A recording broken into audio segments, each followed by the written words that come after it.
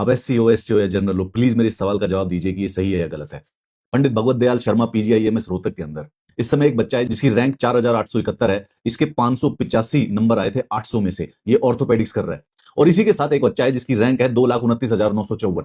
इसके 4 नंबर आए हैं 800 में से, और ये भी ऑर्थोपेडिक्स कर रहा है, यानी हड्डियों का डॉक्टर बनेगा। इन दोनों के बीच में 581 नंबर का डिफरेंस है। कम से कम नहीं तो 2,24,000 रैंक का डिफरेंस है, और ये दोनों के दोनों इकट्ठे डॉक्टर बनेंगे।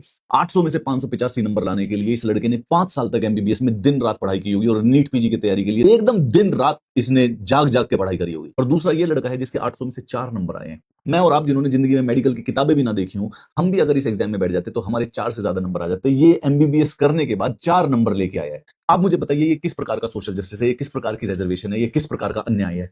ये आदमी कल को डॉक्टर बन के बेसिकली जब समाज में बैठेगा तो ये किसका नुकसान नहीं करेगा? क्या ये जनरल कैटेगरी का सही इलाज करेगा? क्या ये एससी एससी का नुकसान नहीं करेगा? क्या ये ग्रामीण क्षेत्र में जाके लोगों को नहीं मारेगा? क्या ये एसटी लोगों का इलाज नहीं करेगा?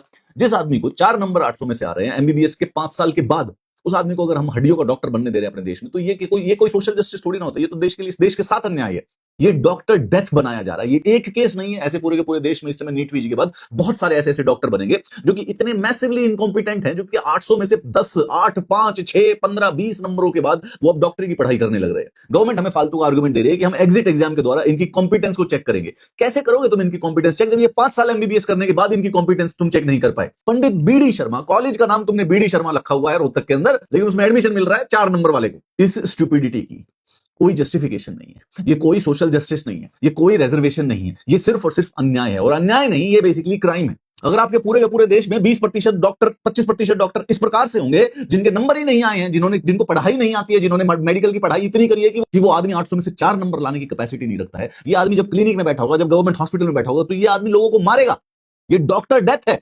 अगर सामाजिक न्याय करना है तो 585 की बजाय किसी बच्चे के 500 नंबर हो, या किसी बच्चे के 480 नंबर हो, या किसी बच्चे के 450 नंबर हो, तो आप इसको अपलिफ्ट कर सकते हो, आप इसको एडवांटेज दे सकते हो, आप इसको थोड़ी सी रिजर्वेशन दे सकते हो, आप इसको आगे बढ़ा सकते हो। लेकिन अगर किसी आदमी के 4 नंबर है और अगर आप उसके बावजूद भी उसको डॉक्टर बनने दे रहे हो, उसके बावजूद भी उसका ऑर्थोपेडिक्स का कोर्स चल रहा है, तो ये कोई रिजर्वेशन नहीं है, कोई सोशल जस्टिस नहीं है, ये मैडनेस हो चुकी है। अब जो आदमी रिक्शा चलाने लायक नहीं है, रिक्शा चलाने के लिए भी ट्रैफिक सिग्नल पढ़ना आना चाहिए, रोड साइंस पढ़ने आने चाहिए। ये 200 क्वेश्चन सही तरीके से रीड नहीं कर पाया, और इस आदमी के हाथ में आपने स्टेथोस्कोप और स्कैल्पेल दे दिया। कॉलेज का नाम रखवा लो पंडित भगवत दयाल शर्मा, और उसके बाद उसमें एडमिशन दे दो 4 नंबर वाले को। 4 नंबर का डॉक्टर है, और आप उसके अंदर फर्क देखिए। एक आदमी के 585 नंबर थे, एक आदमी के 4 नंबर। ये दोनों सेम क्लास में बैठे हुए हैं। जिस बच्चे के 584, 584 आए थे, उसको एडमिशन ही नहीं दिया गया। सच बताओ दिल से कि क्या ये एससी वाले कैंडिडेट को नहीं मारेगा? क्या ये एसटी वाले को नहीं मारेगा? क्या ये जनरल कैटेगरी को नहीं मारेगा? क्या ये रूरल क्षेत्र के लोगों को नहीं मारेगा? क्या ये सोशल जस्टिस है? Is this reservation? क्या ये पॉजिटिव डिस्क्रिमिनेशन है? और क्या या फिर हम सिर्फ और सिर्फ डॉक्टर डेथ क्रिएट करने की फैक्ट्री लगा रहे हैं?